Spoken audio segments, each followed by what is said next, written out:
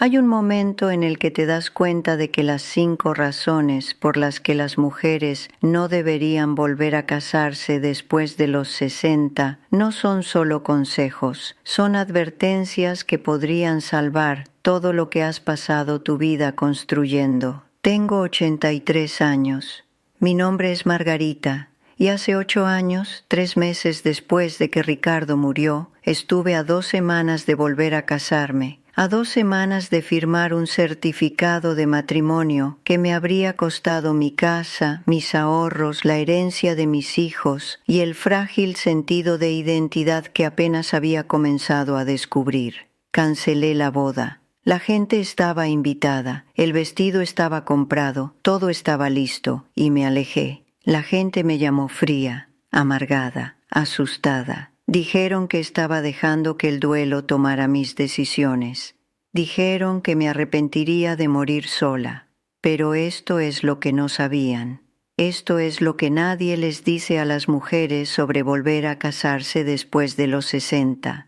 Hay 5 realidades brutales que hacen que volver a casarse después de los 60 sea una de las decisiones más peligrosas que una mujer puede tomar.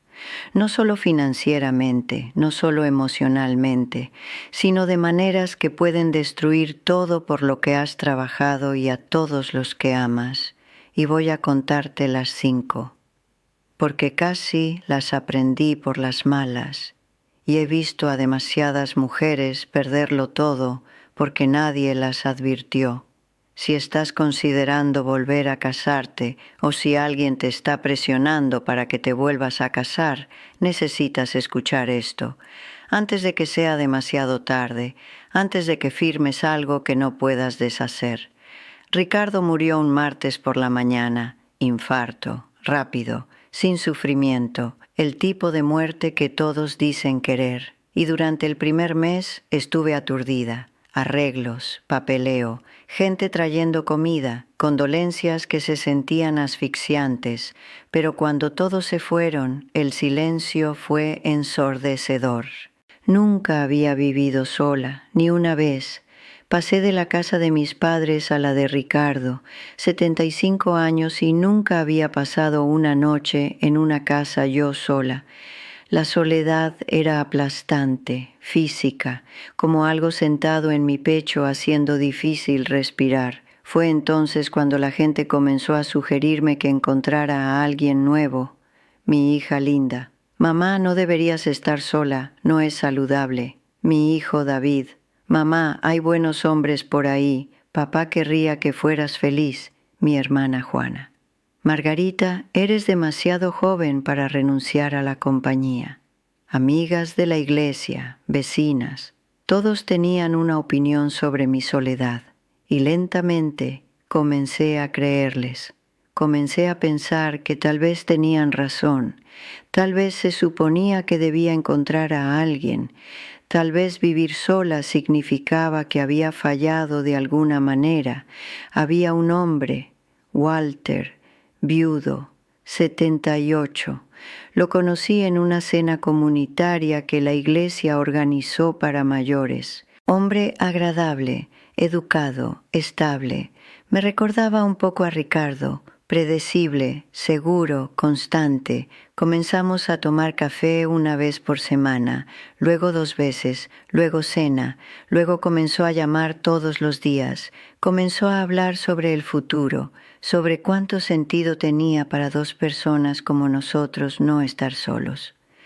6 meses después de que Ricardo murió, Walter propuso matrimonio, no románticamente, prácticamente. Durante la cena en su casa. Ambos estamos solos, dijo. Ambos tenemos casas que mantener, gastos. Tiene sentido combinar recursos, cuidarnos el uno al otro. Cuidarnos el uno al otro. Esa frase, esa promesa. Dije que sí porque todos me dijeron que debía, porque la soledad me estaba devorando viva, porque pensé que esto era lo que se suponía que debía hacer. Comencé a hacer planes, boda pequeña, solo familia, recepción en la iglesia. 2 semanas antes de la boda, mi amiga Elena me pidió tomar un café. Dijo que necesitaba hablarme sobre algo importante. Me contó sobre su hermana Carolina, y esa conversación lo cambió todo. La primera razón por la que las mujeres no deberían volver a casarse después de los 60 es algo en lo que la mayoría de las mujeres nunca piensan hasta que es demasiado tarde. Aniquilación financiera. La hermana de Elena, Carolina, se había vuelto a casar a los 68. Hombre agradable. Parecía financieramente estable. Tenía una pensión. Era dueño de su casa. Parecía responsable. Llevaban 8 meses de casados cuando Carolina comenzó a notar cosas. Facturas llegando a la casa a su nombre. Avisos de cobranza. Llamadas de acreedores. Resultó que él tenía 30.000 euros en deuda de tarjetas de crédito, facturas médicas de tratamiento de cáncer que su seguro no había cubierto, una hija que había pedido dinero prestado que él había avalado y nunca había pagado. Y una vez que se casaron, Carolina se volvió legalmente responsable, no solo moralmente, legalmente. Sus ahorros de jubilación, construidos durante 40 años de planificación cuidadosa, comenzaron a drenarse para pagar sus deudas. Su puntuación crediticia se desplomó porque sus deudas se convirtieron en las de ella. Su casa, que había sido completamente suya, tuvo que hipotecar de forma inversa solo para mantenerse a flote. En 3 años, todo lo que había construido se había ido. Elena me dijo que Carolina vino a su casa llorando. Dijo, pensé que el amor me protegería. Pensé que si nos amábamos, los detalles no importarían. No sabía que un certificado de matrimonio haría que sus problemas fueran míos. Cuando Elena me dijo esto, me quedé helada, porque no sabía nada sobre las finanzas de Walter, no realmente. Parecía cómodo, pero parecer y ser son cosas diferentes. Comencé a hacer preguntas, cuidadosamente, sobre su pensión, sus ahorros, sus deudas, las situaciones financieras de sus hijos. Se puso a la defensiva inmediatamente. ¿Por qué importa? Vamos a ser socios. Lo que es mío es tuyo. Lo que es tuyo es mío. Fue entonces cuando entendí esa frase, lo que es tuyo es mío. Eso es exactamente lo que me asustaba. Hablé con una asesora financiera esa semana. Le pedí que me explicara qué sucede con los bienes de una mujer cuando se vuelve a casar después de los 60. Fue directa. Todo lo que posees se vuelve accesible conjuntamente. Si él tiene deudas, los acreedores pueden ir tras tus bienes. Si necesita atención médica costosa, tus ahorros la pagan. Si el matrimonio termina, tiene derecho a la mitad de todo lo que trajiste, y si muere primero y tiene hijos, pueden impugnar su testamento y reclamar derechos sobre bienes que pensabas que eran tuyos. Me mostró caso tras caso, mujeres de 70 años trabajando a tiempo parcial porque la deuda de su segundo esposo destruyó su jubilación. Mujeres que perdieron sus casas porque los gastos médicos de su nuevo esposo drenaron todo. Mujeres cuyos propios hijos quedaron fuera de la herencia porque legalmente el cónyuge tiene prioridad. El matrimonio después de los 60 es el mayor riesgo financiero que la mayoría de las mujeres tomarán, dijo. Más grande que las caídas del mercado de valores, más grande que las emergencias médicas, porque esta es una elección, y una vez que la tomas, es casi imposible deshacerla. Llegué a casa esa noche y no pude dormir. Seguía pensando en lo que estaba a punto de hacer, lo que estaba a punto de arriesgar. Mi casa, mis ahorros, el dinero que había planeado dejar a mis hijos, la seguridad por la que había luchado toda mi vida. Todo se volvería vulnerable en el momento en que firmara ese certificado de matrimonio. ¿Para qué? ¿Compañía que podría tener sin lazos legales? Esa fue la primera razón. Y me sacudió. pero no fue suficiente para hacer que cancelara la boda. Todavía no. La segunda razón vino de un lugar que no esperaba, de verme cambiar a mí misma. En los meses que había estado viendo a Walter, había comenzado a acomodarme, cosas pequeñas al principio, cambiando planes para ajustarme a su horario, cancelando café con amigas porque él quería hacer algo, ajustando lo que cocinaba porque a él no le gustaban ciertas comidas, compromisos diminutos, del tipo que haces en cualquier relación, pero se acumularon, y una mañana me desperté y me di cuenta de que había dejado de hacer cosas que apenas había comenzado a disfrutar. Por primera vez en mi vida había estado viviendo según mis propios términos, desayunando a las 10 de la mañana porque me daba la gana, leyendo hasta la medianoche, reorganizando muebles solo porque quería, viendo programas que Ricardo habría odiado. Pequeñas libertades, pero eran mías, y había comenzado a renunciar a ellas, sin siquiera darme cuenta, sin que Walter me lo pidiera, solo automáticamente haciéndome más pequeña para encajar en su vida. Eso es lo que décadas de matrimonio te entrenan para hacer. Acomodarte, ajustarte, hacerte encajar en cualquier espacio que esté disponible. Y me di cuenta, si me casaba con Walter, pasaría el resto de mi vida haciendo eso. De nuevo, todavía. Mi amiga Dolores vino una tarde. Se había vuelto a casar 3 años antes. Había querido preguntarle cómo le iba. Se veía exhausta. «¿Cómo va la vida de casada?», pregunté. Sonrió, pero no llegó a sus ojos. «Está bien, bien. Es un buen hombre», pero luego dijo algo que me atravesó.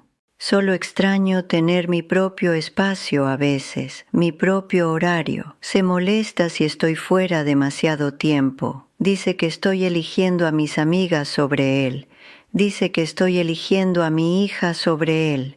Pensé que la compañía significaba a alguien con quien compartir la vida. En cambio, significa a alguien que necesita saber dónde estoy y qué estoy haciendo y por qué no estoy con él cada minuto». Tenía 75 años y estaba justo donde había estado a los 35, manejando las emociones de otra persona, justificando sus elecciones, disculpándose por tener una vida fuera de él, la libertad que acababa de descubrir después de que su primer esposo murió, desapareció. «A veces extraño vivir sola», dijo en voz baja, «y luego me siento culpable por extrañarlo, porque es un buen hombre, porque se supone que debo estar agradecida de que alguien me quiera». Esa noche me senté en mi cocina y pensé sobre la autonomía, sobre la identidad, sobre cómo había pasado 46 años como la esposa de Ricardo, raramente como solo Margarita, y cómo apenas había comenzado a descubrir quién era Margarita. ¿Quería renunciar a eso? ¿Quería volver a ser la mitad de nosotros antes de haber descubierto siquiera quién era yo? La respuesta me aterrorizó, porque la respuesta era no. Esa fue la segunda razón, la pérdida del yo que apenas había encontrado. Pero todavía no había cancelado la boda. Todavía pensaba que tal vez podía tener ambas cosas, matrimonio y autonomía, compañía e identidad. Estaba equivocada. De hecho, escribí todo esto, todo lo que aprendí, todo lo que me salvó de cometer el mayor error de mi vida. Los patrones que vi, las advertencias que nadie me dio. Lo puse en un libro llamado El Código de la Libertad. Mi hijo David me llama regularmente pidiéndome que lo retire. Dice que es demasiado duro. Dice que me hace parecer amargada y poco romántica. Dice que la gente pensará que estoy en contra del amor. Dice que avergüenza a la familia. Dice que pensará la gente de nosotros. Pero una mujer llamada Georgina de Andalucía me escribió. Había estado comprometida para volver a casarse a los 68. Su prometido parecía perfecto en el papel, pero algo se sentía mal. No podía nombrarlo. Leyó el libro. Se dio cuenta de que se estaba volviendo a casar por soledad y presión, no por amor o deseo. Canceló la boda una semana antes. Dijo que el alivio fue abrumador. Lloró durante horas, no de tristeza, sino de libertad. Una mujer llamada Maura de Cataluña. Su novio la estaba presionando para casarse. Todos a su alrededor dijeron que debía. Tenía 71 años y estaba aterrorizada de estar sola. El libro la ayudó a entender que no necesitaba el matrimonio para tener compañía, que se le permitía decir no sin sentirse culpable. Ya no están juntos. Dice que es más feliz sola de lo que nunca fue tratando de hacerlo feliz. Una mujer llamada Ivonne de Galicia. Ya estaba vuelta a casar cuando lo leyó. Reconoció cada patrón: el drenaje financiero, la pérdida de autonomía, los conflictos familiares. Solicitó el divorcio a los 74. Dijo que fue la decisión más difícil y mejor que jamás tomó. Ahora está reconstruyendo su vida según sus propios términos. El enlace está en el comentario fijado. David probablemente va a convencerme de retirarlo eventualmente. Es muy persuasivo, muy persistente, muy preocupado por la imagen familiar y lo que piensa la gente. Pero las mujeres lo están leyendo y eligiéndose a sí mismas en lugar de la obligación. Así que se queda por ahora. La tercera razón vino de mis hijos y casi destruyó mi relación con ellos. Mi hija Linda me pidió que nos viéramos para almorzar una semana antes de la boda. Solo nosotras dos. Estuvo callada al principio, jugando con su comida, sin hacer contacto visual. Finalmente dijo: «Mamá, necesito preguntarte algo y necesito que seas honesta». Esperé. «¿Qué pasa con la casa después de que te cases con Walter?» No tenía una buena respuesta. «Sigue siendo mi casa, pero legalmente se convierte en propiedad conyugal, ¿verdad? Si mueres, ¿nos va a nosotros o a él?» No lo sabía. No había pensado en ello. Asumí que mi testamento seguiría vigente. «Y tus ahorros», continuó, «tus cuentas de jubilación, el dinero que dijiste que nos dejarías. ¿Qué pasa con eso?» «Linda, ¿por qué me preguntas esto?» «Porque tengo miedo, mamá, tengo miedo de que vamos a perderte, no por la muerte, por alguien que apenas conocemos. Tengo miedo de que cuando te vayas tengamos que pelear con un extraño por los recuerdos y bienes de nuestra propia familia. Tengo miedo de que vaya a tomar todo por lo que papá trabajó, todo por lo que trabajaste, y nos dejará sin nada». Me puse a la defensiva. Le dije que estaba siendo egoísta, que debería querer que yo fuera feliz, que esto no era sobre dinero. Comenzó a llorar. «No es sobre el dinero, mamá, es sobre verte darlo todo a alguien que te conoce desde hace 6 meses, mientras nosotros te hemos conocido toda nuestra vida. Es sobre convertirnos en extraños en nuestra propia familia porque estás construyendo una nueva». No hablamos durante 3 días después de ese almuerzo, pero no podía dejar de pensar en lo que había dicho. Hablé con un abogado de sucesiones. Le pedí que me explicara qué sucede con los bienes de una mujer cuando se vuelve a casar. Fue directo. Tu esposo se convierte en tu familiar más cercano legalmente, no tus hijos. Si mueres, él tiene derechos conyugales que anulan tu testamento. Puede impugnar, puede reclamar y legalmente ganará la mayoría de las veces. Incluso si tu testamento establece explícitamente que todo va a tus hijos, él tiene derechos como cónyuge que pueden anular eso. Entonces mis hijos podrían no recibir nada. Podrían pasar años en los tribunales luchando por lo que pretendías que tuvieran. Lo veo constantemente, segundos matrimonios donde los hijos adultos del primer matrimonio pierden todo porque el cónyuge sobreviviente tiene prioridad legal. Me habló de un caso. Una mujer se volvió a casar a los 70. Tenía 2 hijos de su primer matrimonio. Su nuevo esposo tenía 3 hijos. Cuando ella murió, su testamento decía que todo debería ir a sus hijos. Pero su esposo impugnó, reclamó derechos conyugales. El caso fue a los tribunales durante 3 años. Los hijos gastaron más de 50.000 euros en honorarios legales. Al final, el esposo obtuvo el 60% de la herencia. Esos hermanos nunca perdonarán a su padrastro, dijo el abogado. Perdieron a su madre, perdieron su herencia y perdieron su paz. Pensé en mis 5 hijos, mis 9 nietos, el legado que siempre asumí que iría a ellos, y me di cuenta, casarme con Walter ponía todo eso en riesgo. No porque Walter fuera un mal hombre, sino porque la ley protege a los cónyuges sobre los hijos. Siempre, cada vez. Esa fue la tercera razón, y estaba comenzando a sentirse insoportable. Pero había más. 2 razones más que no había considerado.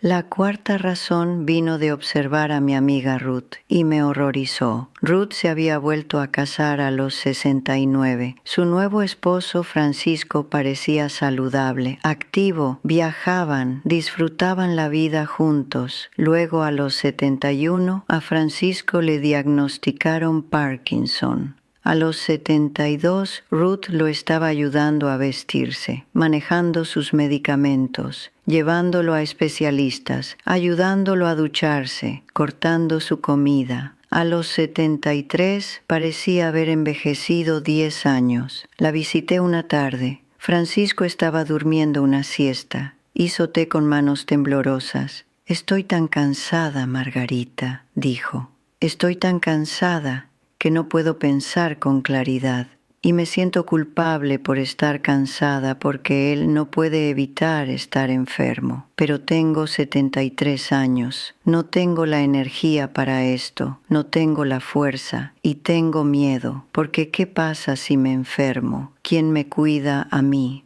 Comenzó a llorar. Pensé que estaba consiguiendo un compañero, alguien con quien compartir la vida. En cambio, me convertí en cuidadora a tiempo completo, y no puedo hacerlo, pero no puedo no hacerlo, porque soy su esposa, porque prometí. Esa es la realidad de la que nadie habla. La salud se deteriora rápidamente después de los 60, y cuando te vuelves a casar, te estás comprometiendo a ser potencialmente una cuidadora a tiempo completo, y estadísticamente es casi siempre la mujer quien termina cuidando. Los hombres con problemas de salud tienen esposas que los cuidan. Las mujeres con problemas de salud terminan en residencias. Damos cuidados, rara vez los recibimos. Pensé en Ruth ayudando a Francisco a ducharse. Pensé en el agotamiento en sus ojos, la resignación. Pensé en mí misma a los 75, potencialmente enfrentando años de cuidar a un hombre que había conocido por menos de 1 año. Había cuidado a Ricardo durante su declive final, 2 años viéndolo desvanecerse, 2 años que casi me quebraron. No podía hacerlo de nuevo, no lo haría. Y si eso me hacía egoísta, entonces sería egoísta. Esa fue la cuarta razón. La trampa del cuidado que roba tus últimos años. Pero la quinta razón fue la que finalmente me hizo cancelar la boda. Vino de hacerme una pregunta simple: ¿por qué estoy haciendo esto? Y la respuesta no era amor, no era pasión, ni siquiera era realmente compañía. La respuesta era porque todos me dijeron que debería, porque vivir sola se sentía como un fracaso. Porque pensé que se suponía que debía hacerlo. Me estaba volviendo a casar por obligación, no por deseo. Me estaba volviendo a casar porque me habían enseñado toda mi vida que una mujer sin un hombre está incompleta, que estar sola significa estar sola. que la independencia es solo otra palabra para rendirse. Pero esas eran mentiras, mentiras que había creído durante 75 años. La verdad era más simple y más difícil. Me gustaba vivir sola, me gustaba mi autonomía, me gustaba descubrir quién era cuando no estaba definida por otra persona. Y volver a casarme significaba renunciar a eso, permanentemente. ¿Para qué? ¿Para que alguien me dijera que no estaba sola? ¿Para que alguien validara mi existencia? ¿Para que alguien me hiciera sentir que no había fracasado en la vida? No necesitaba esas cosas, ya no, tal vez nunca. Lo que necesitaba era permiso para elegirme a mí misma. Permiso para decir no a las expectativas. Permiso para vivir el resto de mi vida según mis propios términos. Y me di cuenta de que nadie me iba a dar ese permiso. Tenía que tomarlo. Así que lo hice. Cancelé la boda 2 semanas antes. Le dije a Walter que no podía hacerlo, que necesitaba vivir sola, que necesitaba ser yo misma antes de poder ser la esposa de alguien de nuevo. Estaba enojado. Dijo que había desperdiciado su tiempo. Dijo que era egoísta. Dijo que moriría sola y me arrepentiría. Tal vez tenía razón sobre morir sola, pero no me arrepentiré, porque prefiero morir sola y libre que morir casada y borrada. Estoy agradecida ahora por cancelar esa boda, por decepcionar a la gente, por ser llamada egoísta y amargada y asustada, porque esas acusaciones estaban equivocadas. No tenía miedo de estar sola. Finalmente, por primera vez en mi vida, estaba clara sobre lo que quería. Y lo que quería era a mí misma, completa, libre, sin compromisos. Gracias por quedarte conmigo, por escuchar algo que la mayoría de la gente no quiere oír hasta que es demasiado tarde, por entender que a veces lo más amoroso que puedes hacer es negarte a entregarte. El libro está en el comentario fijado, El Código de la Libertad. Todo lo que aprendí sobre protegerte a ti misma, sobre elegir la libertad sobre la obligación. David sigue llamando al respecto, dice que necesita ser retirado, dice que la gente está hablando, dice que nos hace ver mal, pero está salvando a las mujeres de perderse a sí mismas, de firmar su libertad por soledad, opresión o la creencia de que se supone que deben hacerlo. Así que se queda, al menos por ahora. Si quieres quedarte conmigo de nuevo, estaré aquí. Todavía sola, todavía libre, todavía completamente yo misma. Cuídate, signifique lo que signifique para ti.